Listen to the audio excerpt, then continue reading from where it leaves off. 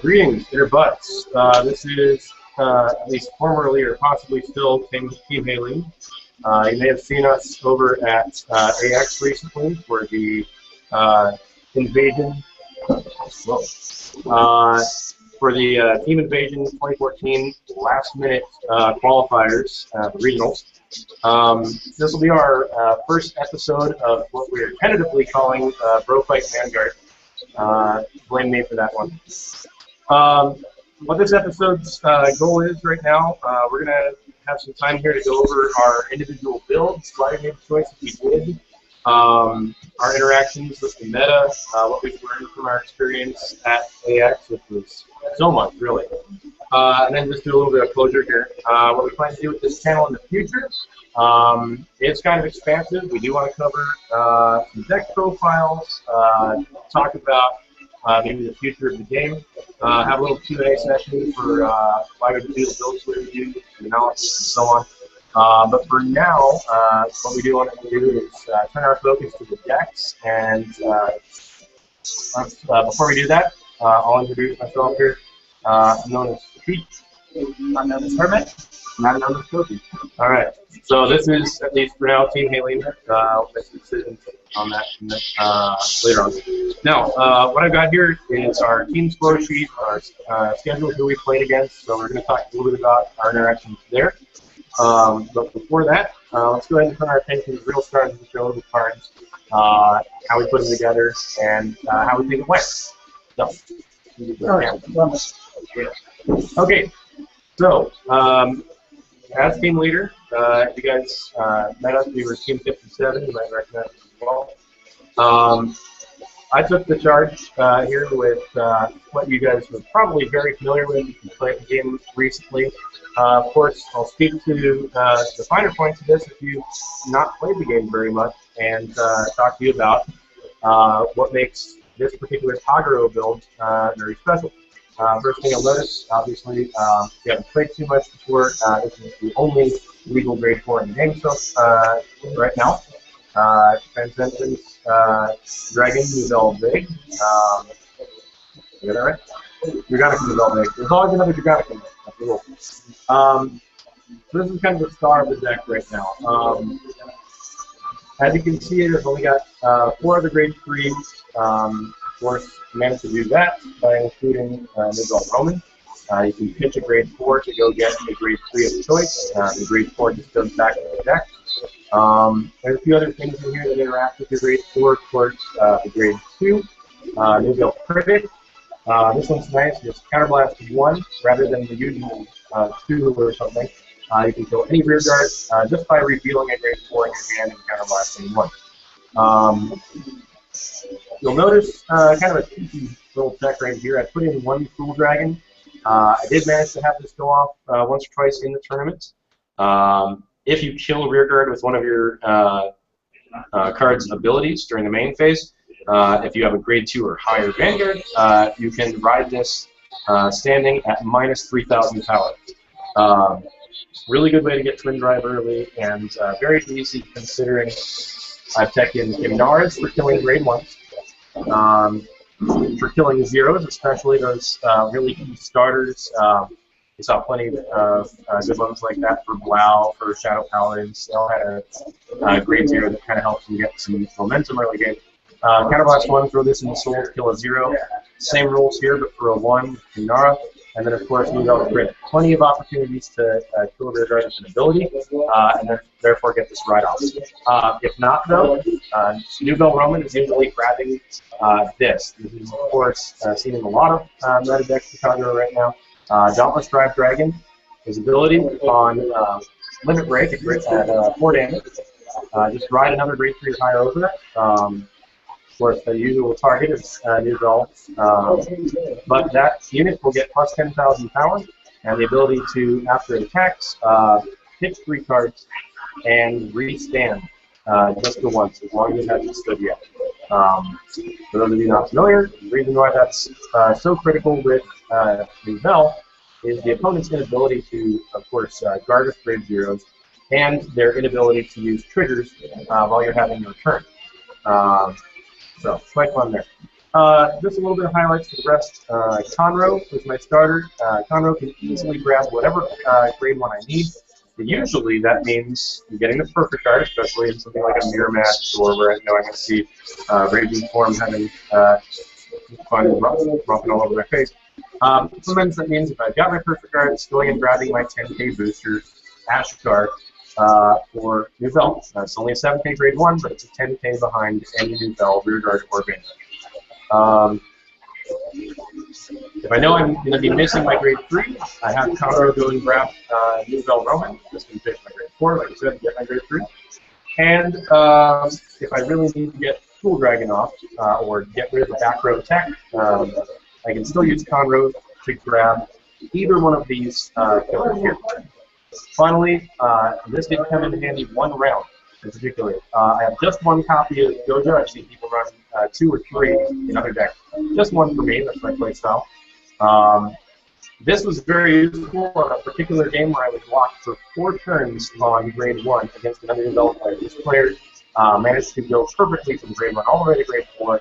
Had a very characteristically nasty break right turn. Thankfully, I managed to Conroe into Perfect Guard and drop 2 more. I triple Perfect Guard in 1 turn. Managed to break ride within the next 2 turns and won the game with a couple extra critics. As far as triggers go, 4 heals are pretty standard. You'll see a very strange number of different about 7 criticals. 3 of these killer triggers, and 2 of this Seal Dragon wood. This one goes to Soul, gives plus 3k to any of my units, and that can be useful when I'm actually attacking twice with this, so I can hit one of those threshold numbers.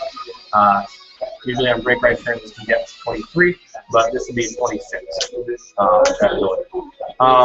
With that, that makes my strategy pretty apparent. I'd like to talk more about that, but I'll talk about that with my interactions with other decks in the next segment. For now, I'm going to go ahead and pass it over to Hermit to talk about his revenge. Thank you very much. Again, my name is Hermit, and I'm going to talk about the revenge deck that I played. It did very well. There's a lot of interesting things in here that I enjoy, and I think you guys will enjoy it too. There's a lot of interesting things. First off, we have. You want me to switch over? Camera, get in the way. Camera switches. We have a standard grade 3 lineup here. 4 Mordred Phantoms and 4 Raging Forms. There's not much different than you need to do here. Mordred helps you find that search. Raging Form helps you get that extra pressure, so not much is going to change there. It's the grade 2s where things start getting a little interesting. 4 Blaster Dark Avengers, 3 targets. This Blaster Dark, in combination with Doran's, definitely helps you unflip and flip damage to get that 1 counter blast kill that you need. It helps you get a little bit more pressure, especially at the top, of course. Card 2 will help you go find out any grade 1 or less Revenger that you need. If I get rushed early, it can find her. Or if you just need more things on the board, you can search for the Trumpeter to go find either of the zeros. I usually use Creeping Dark Coat, but sometimes Audits definitely helps, but she helps you find the other one. I am running 2 of the 10Ks. The reason why, there's a lot of Aquaforce coming up, and 10K is a very difficult number to hit for them. They get a lot of 9s, and switch with their rear guard and hit 8s. 10 is very difficult for them to hit, and sometimes it is even searched up with Mordred. I have 1 Masquerader here to hit that 12K, searched out to hit 17. It's a little bit shy of 18, but you can work with that. Also 1 Nemec. She is not a Revenger. She does, however, help you draw lots of cards and discard this draw tape. Sometimes usually draws it 2, and then guards once to 5K. In one interesting game, she can even hurt Novell if she gets 2 triggers. With Raging Form, that is not very difficult to do. Grade 1s, we have the 4 Mac Leaders, Perfect Guard. 4 Doran, interacts with Blaster Blade very well, not much changes here. Black Sage, Charin, is a very interesting pick. She creates a lot of pressure when combined with Mordred. Because he hits for 13, Mordred, Charin can come in to hit 21. If they want to leave you on 3 damage because they're afraid of Raging Form, you can have them make a very difficult decision. And sometimes they will just let you stay on Mordred and you can just swing for 21 all day. Works for everyone against the zone and crossbacks. 11K booster for Raging Form. Again, it can be searched with a grade 2, or with Mordred if you just need to hit that extra number. And the one Trumpeter because it helps you search out that extra 0. As far as triggers go, we have 8 criticals, which is pretty standard. 4 draws and 4 heals, also standard. Helps you keep up that large hand and helps you find discard gas for Nemen and your perfect guards. Creeping Dart though, as a starter. There's been a lot of discussion about who is better for people to have. He does help you find Raging Form very, very easily, which is very nice to have. You can just leave it till you're just about ready to go off. It does give you a little bit of a telegraph, but it doesn't really matter when you're going to be swinging for 21 twice. Helps out a lot. She can help you pull out that extra Blaster Dart in a hurry, or you can just leave her on the board, stack up a Raging Form Dart. Both are very excellent picks. I personally enjoy searching for a lot of things, and that's what I built the deck around. Searching for the thing I want to do and do it. And it worked out for me pretty well. Right now, though, we're going to turn over to Koji here, and he will discuss the deck that he just played. Hi, so my name is Koji, and my deck that I use is pretty straightforward Angel Feather Celestial game.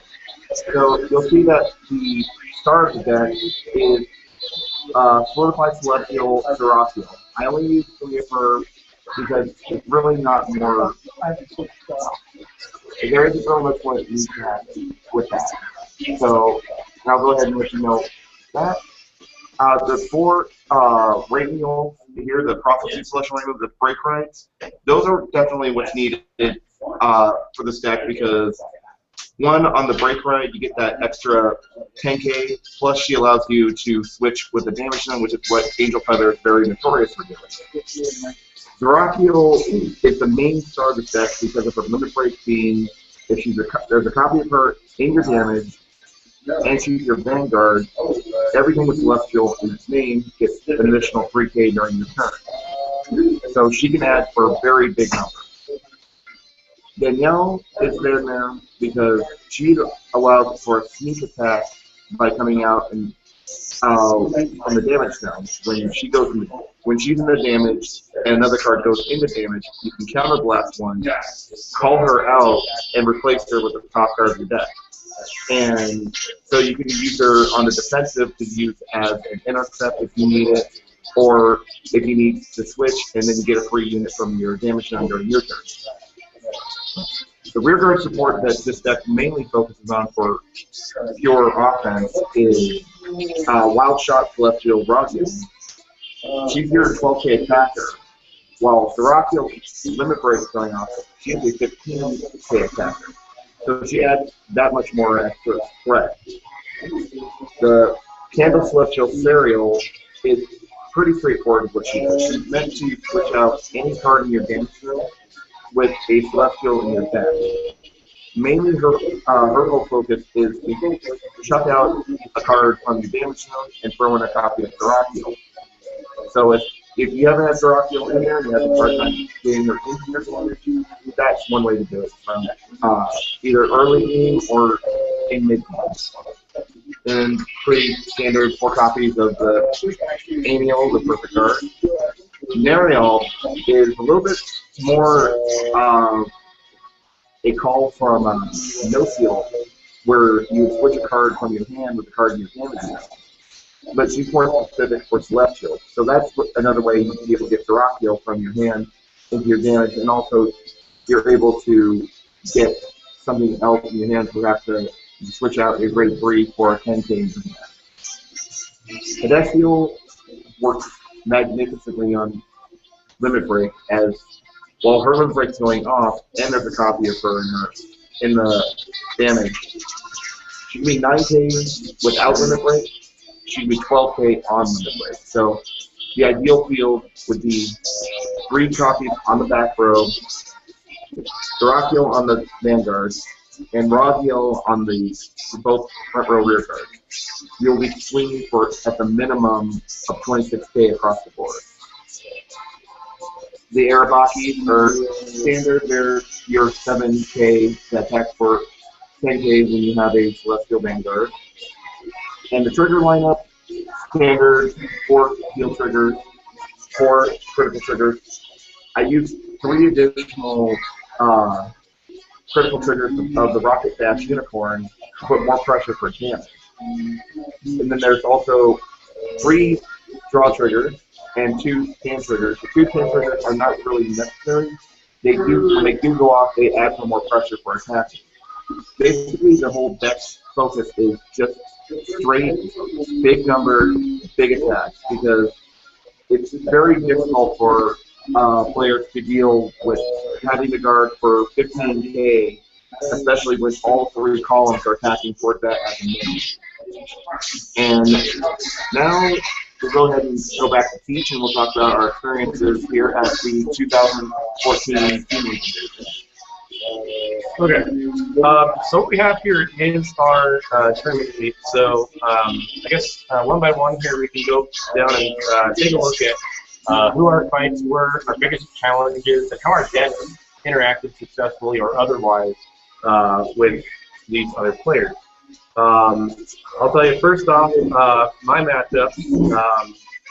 First round, I played against a player, Nick, who had Spike Brothers, followed by Adana from Team 37 playing Orphan Think Tank, Raging Form Dragon, Kagero, which is the mirror match, which I'll talk quite a bit about. Love that match. Nova Grapplers in round 5, followed by Narukami in round 6. 2 things I'll highlight. My deck had a couple of just real burps when it came to performance. It got grade locked on grade 2. I'd say, I want to say it's about 4 games out of my entire go there. And once I got grade locked on grade 1 for a total of 4 turns.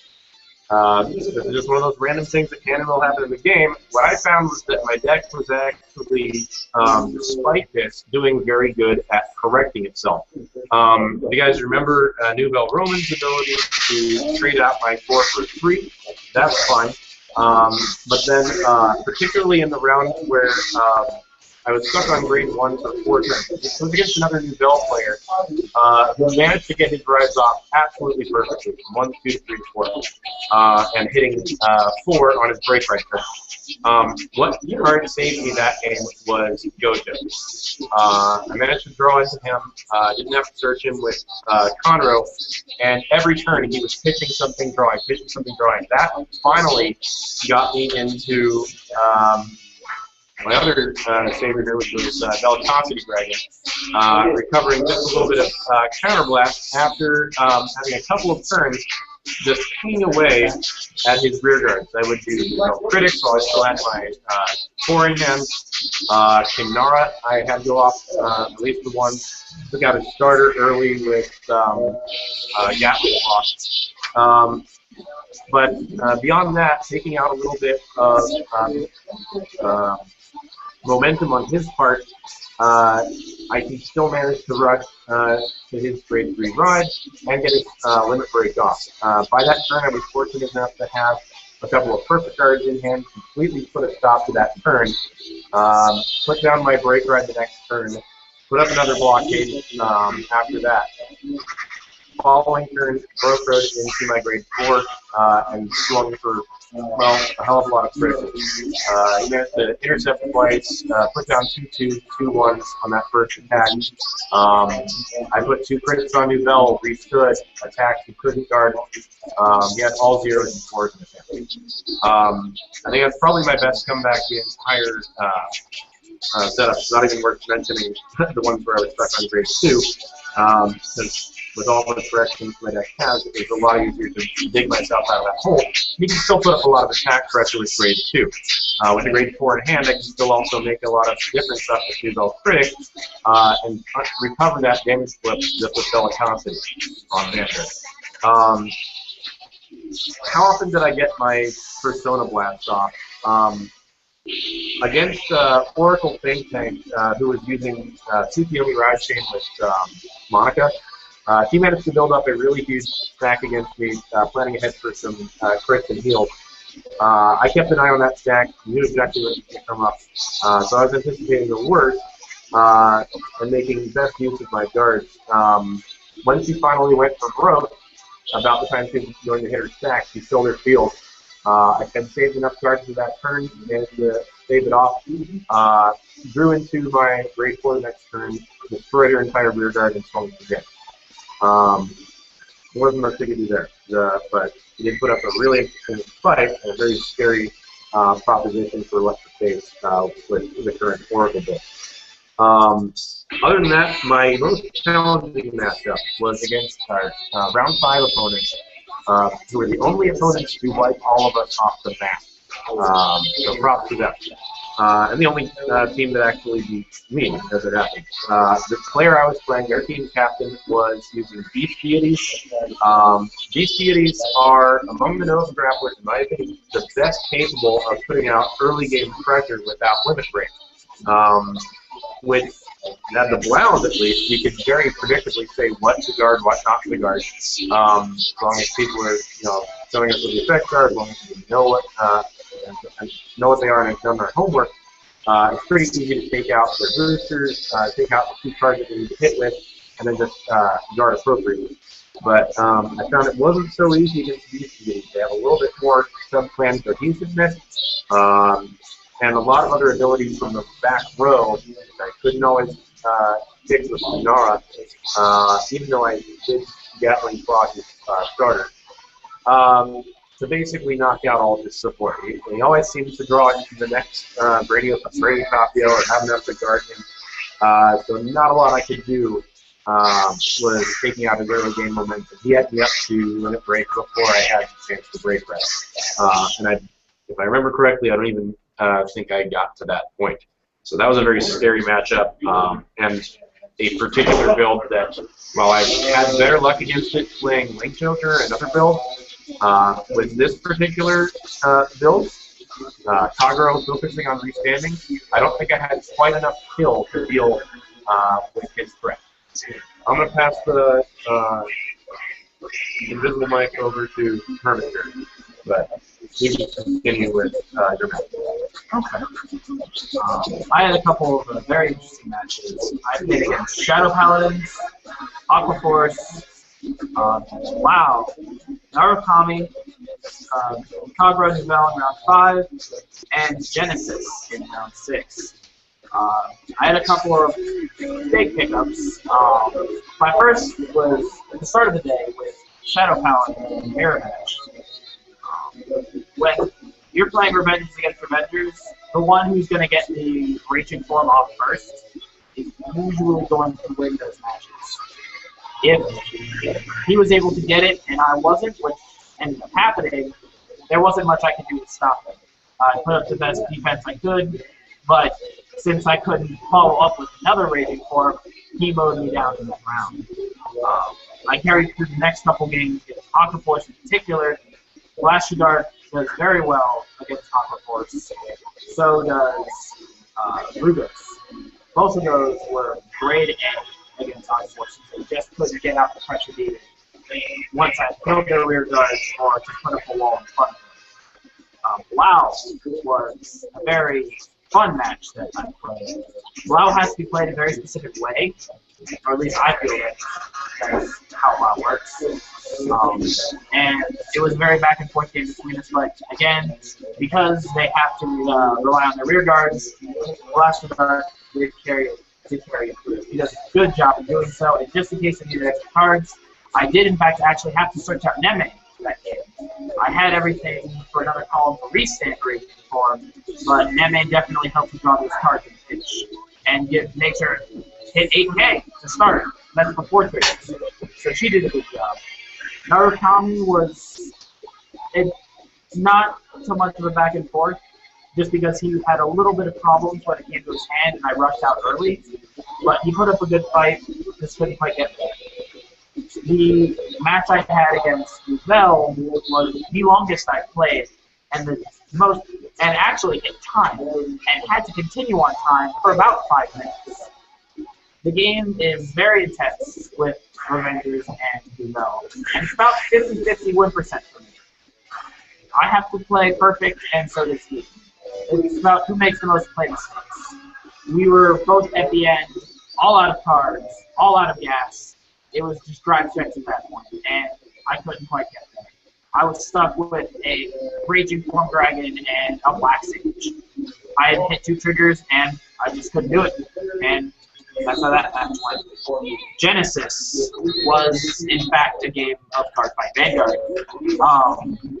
I couldn't quite get past all the break rides with such draw cards. At the end of the day, he drew 6 cards off of his break ride, and I just Raging Form once. When you break ride over break ride so many times, it does create an excellent way to pressure and hit those 21 Ks for Vanguard all day. Overall, the deck did very well for what I expected it to do, just with a couple of pickups now and then. We're going to move on over to Koji and we'll talk about this. And I had a little bit more of a difficult time with this, since this was being my first team competition on an actual competitive level. Unlike Hermit and Teach, they were able to get in more practice, where I had to go in based on just simple knowledge and skill of the game itself. I had little to no practice on a competitive level, and I was still able to hold my own for a few of the matches.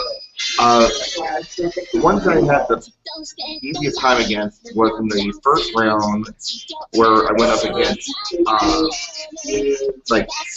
I played against, I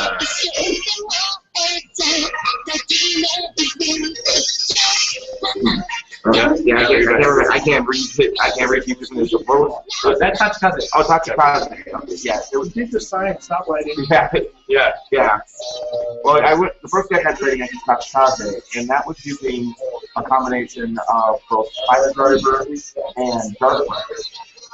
And we have a very similar build to that here in the local. Yeah, and the easiest way I know is, while the build itself is pretty good, with Angel Feather, it's very easy to telegraph what you're going to do, especially when you're using Dark Rider.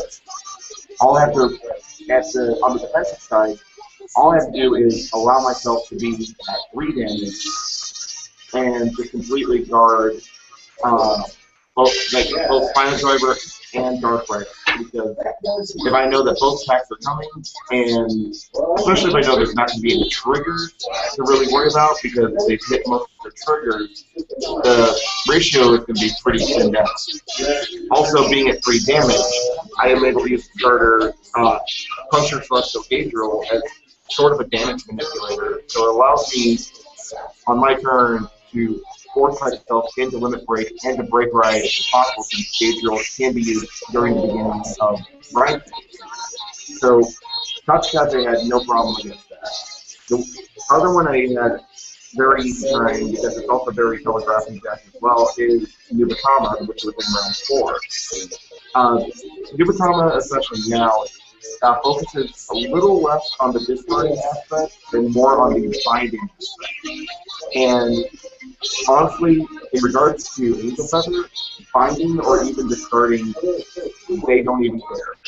As long as you can search from the depth or even just get to the damage zone as quickly as possible, that's all that matters. In fact, as long as you at least get one Seraphiel in the damage, you're already set up for the deck to face the red.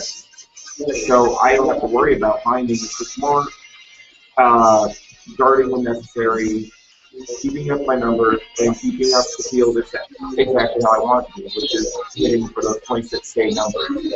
So either Raphael or having Radiant out. Those will swing for days. The decks I did have the hardest time against, honestly, were both Shadow Paladin and Kagero. So basically, the 2 decks that were also on the team.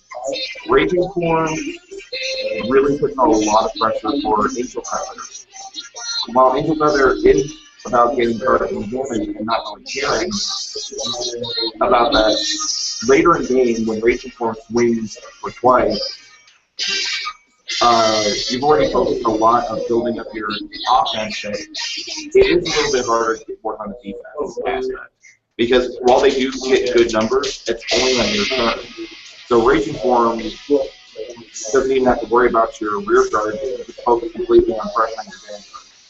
And as for Novell, which is the Kagura build that went up against in both round 3 and round 6, they just shut down my server. Once they get me to 4 damage, and they know I want to be pretty safe there for the limit break, they can put on pressure with Novell, knowing if they get a critical trigger, it's just simply game over because there's no way I'm going to heal out of it. So, honestly, I would say for my first competition one, without any real training, I like to say that I did a little bit better than how most people go in completely unprepared. We did do a lot of training, at least studying the winning team and stuff. We would study which team first place, first and second, what decks they use, what builds they use in regards to the plan. Because even though Angel Feather Celestial is my favorite, there's still several builds of Angel Feather that really like Shamshield still works. You can check in Shamshield with Radiant, or you can even go as far as to use Metatron, which does with the damage as well. Shadow Paladin, Raging Form, while it is the most popular and probably the most effective right now, people still like to sneak in Phantom Blaster Overlord as well. And then with Kagura, even though Novell just shut down triggers, there's still that ability of being able to smack for days with Dauntless DX. And that is what also a really good build too. But we basically studied what was the more common build, we would play against those builds ourselves, and then base our strategy around what we would do with that kind of stuff. Okay. So we have kind of bit of a closing here. First of all, Koji discussed a little bit of what we learned from playing in regionals.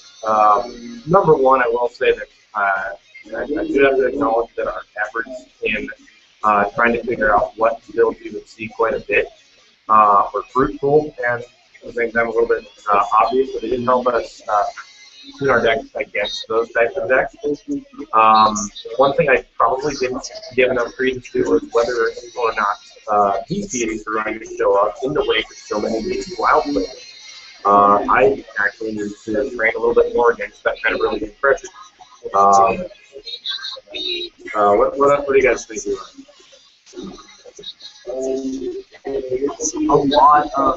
There's a lot of interesting stuff out there. Even though the meta has set itself down pretty well, there's still that Genesis that shows up, and it's only getting stronger. Like you said, they're getting a lot of nice toys coming up, and they're going to just get more and more competitive. And Novell seems to be sticking around for a long time. It's funny how the age of even how an event goes. Novell wasn't at the start of Team League Invasion yet. When she showed up, she stayed dominant for the second half of the event. I like how there was a pre-release right before the event in Texas, and like the very next day, people had already scrounged enough Novell together to run that deck. Yeah, and she took first, I believe, in that event, which was very impressive and definitely shows off her strength. That sounds accurate. Don't look that up. It's accurate. I swear. It might be accurate.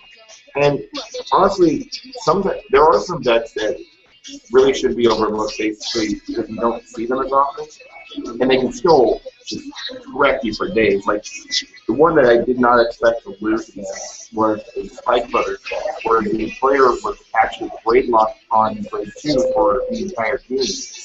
I honestly did not think that I had much to worry about, especially since they only had one drive check for the Vanguard. the thing that I didn't take into consideration was Reckless Express and High Speed Racket.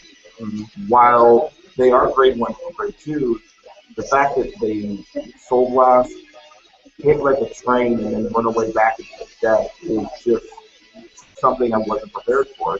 No, I didn't get to see this from the other end of the table, but did you see any Dudley Masons? Anything else like that? If you had Dudley in that deck, I never saw it because he never got to grade 3. Wow. So, What do you have on Vanguard? he had, oh god, I think he had, actually, he had Dudley Damage. Wow. Yeah, that's why it wasn't. Wait, Dudley Damage was 4K grade 1. It's the grade 1. What was it? It was a Dudley for grade 2. Well, if it's the counterblast 1, search out a guy from the deck on a hit to the Vanguard, that's Mason. That is Mason. And yeah, he had Mason on. Okay, I was going to say, otherwise you can't put it counterblast. Yeah, no, he had Mason on. Yeah. And then he was also teching and using Devil Summon as well. Oh boy. So, It sounds like me. yeah. Yeah, he has a deck that not only runs with the Spike Brothers of running back to the deck, but then he puts on pressure with having the Imperial Daughter from the Orchid Crate Tank. Yeah. Because once the field's clear, she can hit for 21K with critical. Yeah. So, Unfortunately, we can't bring that to level 2 and above tournaments. It's Yeah. a hybrid. yeah, It's Royal Paladin. But, oh well. but yeah, definitely. I would say don't underestimate any build of deck. If they're especially playing on that high of a level, they know what they're doing. So, especially, there's a lot of people can see their Hermit's Revenger deck and wonder why. First off, why is Karen and why is Naaman in there? And he's made use. He's shown that they are effective, and he knows what he's doing when he's playing them. No, Hermit didn't remember to bring it today. His other Nemain is actually, I'm holding it up like it totally is, but it's not. His other Nemain is signed by me in red Sharpie for all eternity. For the day he loaded, how many critical triggers onto it? 2. 2 critical triggers on it, and just made it to the threshold where he was able to kill my Nubel. I did not see that coming. I was a fool, and it took that day. So I had to sign it that day slated Nubel.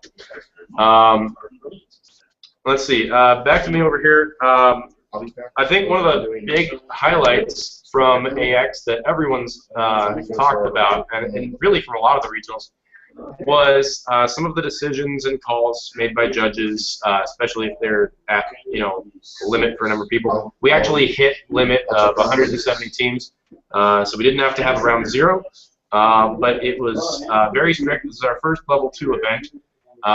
So we took into account every little suggestion of, here's what to do if you don't want to be DQ'd and so on. So we heard a lot of warnings going on left and right. So much so that the whole first 6 rounds was just kind of unofficial warning. Something was really out of whack, and there were a couple. People started getting disqualified in the semifinals, and that's where people really started all of it. I thought all the warnings were actually very intuitive, helpful, and there were plenty of them to get used to the expectations for formalities, like actually singularly putting a drive tech in the trigger zone so your opponent can see demonstratively what you are doing with it, moving it to your hand, and then declaring the next one. It doesn't allow for any takesy-backsies, it doesn't allow for any kind of wishy-washy assumptions of where these effects are going. I like that personally. It's something I kind of want to do local from. You guys think? Now the other thing, as far as calls go, I didn't have to call out my opponents on anything. They were usually pretty back and forth understanding of what each other's effects were, except in one case.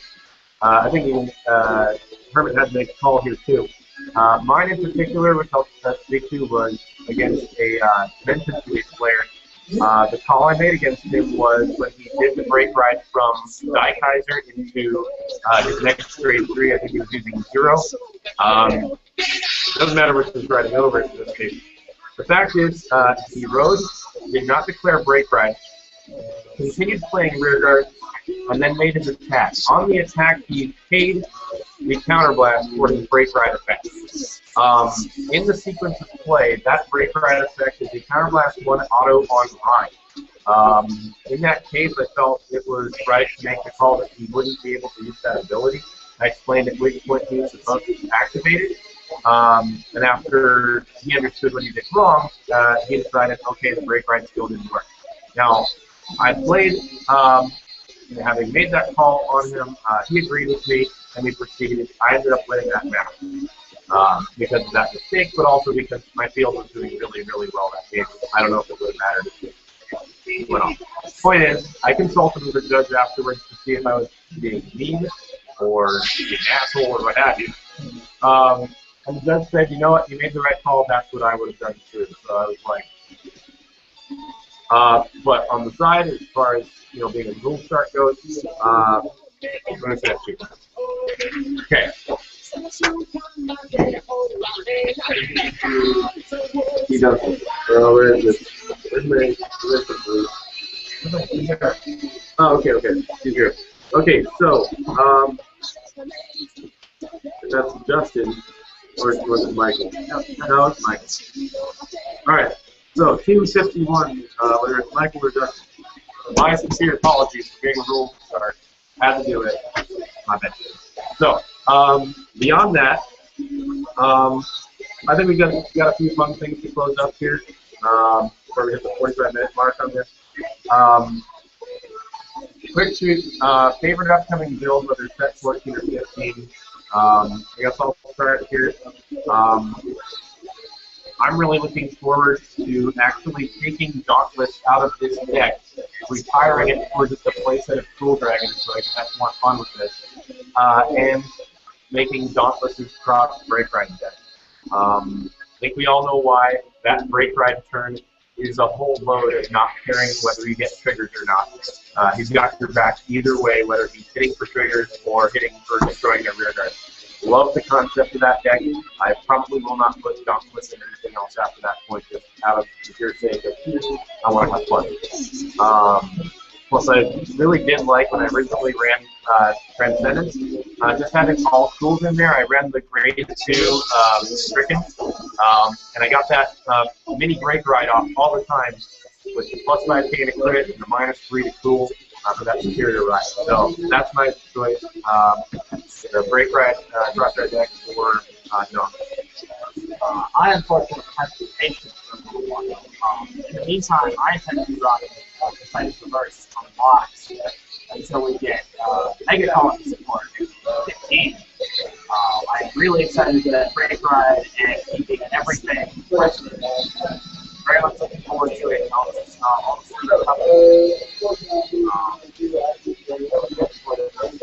Well, my favorite clan is Volcel, and so 14 and 15 have both decks on it.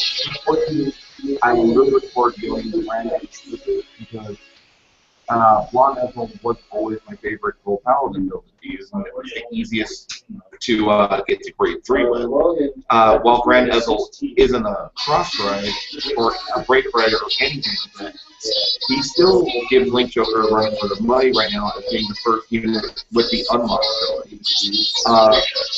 Set 15, however, I am looking forward to using both Gaslight Venus and the Liberator Monarch Sanctuary Alfred, because the Monarch Alfred not only does the unlock, it also works very well with Blaster Blade Liberator, with getting that ultimate break of plus 10,000 and a critical once you call Blaster Blade Liberator from deck, and using this limit break of calling top 5 cards after taking all cards from your field back into your deck. So easy to manipulate. You can have 2 Blaster Blades on rear guard, call them back, and get plus 20k plus 2 critical, and Alfred is just going to swing like a train. And also, mainly it's also because I want to use this because ever since I started playing Vanguard, this has been my avatar. Ironically, it's Blaster Blade. This particular Blaster Blade Liberator is signed by Mr. Scotty of but he is the president of Bushiroad. Yes, I did run into him during the end of the event at Anime Expo, and he's just standing around observing all of the gameplay, and I just randomly went up to him with Blaster Blade and asked him to sign it, and there it is. And that's now my favorite card, and Blaster Blade's always been my favorite. Blaster Blade was the first card I used when I first started playing Vanguard. All right. That's a good shift over to our personal avatars. So Koji, that's obvious. Yeah, it's basically any form of Blaster Blade. It's mainly because of the reasons because I like Aichi from the actual anime, and it's because of that connection with Blaster Blade, and also just particularly just like the card. I like the card's art. I like its effect of just being able to get rid of it. I'm gonna have to say Neme. That cheeky 3,000 power, lowest in the game. Also that ability to draw. It was one of the reasons why I wanted to play Revengeance, just because Mordred can search for her, and she's a lot of fun. So I definitely enjoy her and Avatar all day. Alright. I'm going to have to go to the dark zone here for this one, but primary avatar starting into the game close to the release of Set 7. And I actually started Pale Moon well before that. But when I got really serious with the game, Set 7 was coming out, and I saw Lucre, and I was hooked. I am a slave to Pale Moon from now on, even though I will play other decks from time to time. But I cannot wait personally to run all 3 versions of Lucre in one deck. And I'll put up a deck profile as soon as I do that one. He actually really likes his cat butlers. Just because I have 30 cat butlers doesn't mean that cat butler is my favorite card. And that is a story for a different day. No? Yes, it is. Okay, so future episodes we're planning on just so you can stick with this channel, Roguelite Vanguard. I hate that name already, but I love it. We've got plans to do case openings to share the breakdowns of what you can expect for the new set. Basically, pro deck analysis. We want to take a look at some of our own other builds from time to time. In addition, Koji brought this up, talking about character builds. If you guys are unfamiliar, in the Japanese magazine for Bushiroad, they actually show what the deck list is that characters use in the show. And we can talk about whether or not those are effective, or if those are just a good means by which to introduce deck decks to new players. I think the answer is kind of both. I don't know. I mean, I see people running one Blaster Blade in every deck. Kai's one Blaster Blade Seeker, and then getting it banished. Yeah, well, Spoiler. Yeah, if you haven't seen Legion, you might want to catch up on that. Yeah. But yeah, we'll talk about the difference between player decks and character decks, and if it's a good idea to take a look at the anime first, I think it's a really good teaching tool, but we'll talk about some of the differences. We can also entertain a lot of Q&A. If you have questions about our deck list, certainly we're going to post our deck list either as a link or in the description. And further to that, we'll take any questions you have and try to answer as many as we can. And we can take suggestions for upcoming episodes as well. So, is there anything else you guys want to discuss here? This demon eye monster Gordon. I definitely enjoy it. What is this? We need to devote an entire episode to this card. Was in fact just sitting here? Yeah. And the flavor text is perfect for this moment. There seems to be eye contact. Yes. Yes. There's a reason for the I got nothing else for These were notes from our producer in card form. So thank you, Ed, for that. All right. I think we're gonna close here, but we'll definitely include kind of notes for our decks in the description after the fact. and take a Q&A. We're going to post this on North American Card Fight on our own local site. We're going to give a shout out to Hats Games in Tucson. That is our host area. We get, a good crowd here, about 25 to 28 or so on a given Wednesday, heavy day, and then we're hoping to make it even bigger in the future. Really good trading site, best place to go card fight in Tucson, in southern Arizona.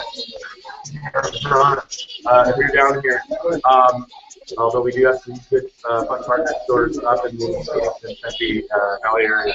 The whole link, comment, subscribe, Yeah. that thing that you're supposed to do. Yes, please do. And let's see. Talk about that things. We talked about stuff. In summary, Hey, yeah, we did cover some things and a little bit of stuff as well. yes. All right. If you guys have any requests, if you want to say, okay, hey, what's a really good Blue Clear build by set 15, I'll pop back at you with a short feature on that, or anything for any of our members here. But we'll have more videos. Please link, comment, subscribe, like I said.